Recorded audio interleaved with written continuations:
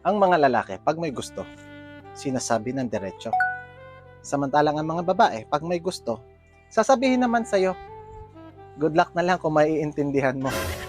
Dahil minsan, yung gusto nila, hindi nila masabi ng diretso. May sasabihin, pero iba ang ibig sabihin.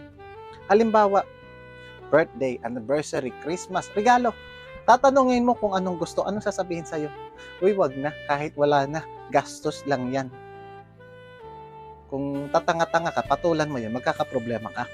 Ang ibig sabihin yan, maging sensitibo ka naman, gumawa ka ng effort, ikaw naman ang mag-isip. Napansin niyo minsan ng babae, inaaway ka kahit mababang na dahilan, minsan nga wala pero ginigera ka. Alam mo kung bakit? KSP, kulang sa pansin. Kung ang lalaki hindi umaamin sa kasalanan, ang mga babae, hindi aamin yan na kulang sila sa pansin.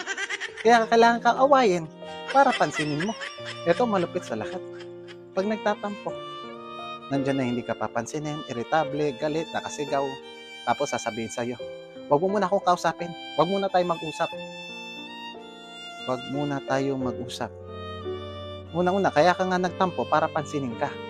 Pag pinansin ka, ayaw mo. Pag hindi ka pinansin, galit ka pa rin. Ano ba talaga ang gusto mo? Nasa iyo na lang kung gaano kalalim mo gusto aralin ng partner mo.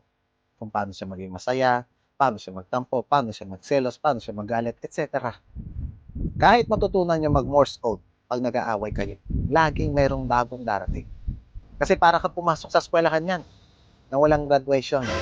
Kaya huwag mong ganong pahirapan ang sarili mo. Dahil sila mismo, alam nila kung gaano sila komplikado. Sa totoo lang. Minsan hindi na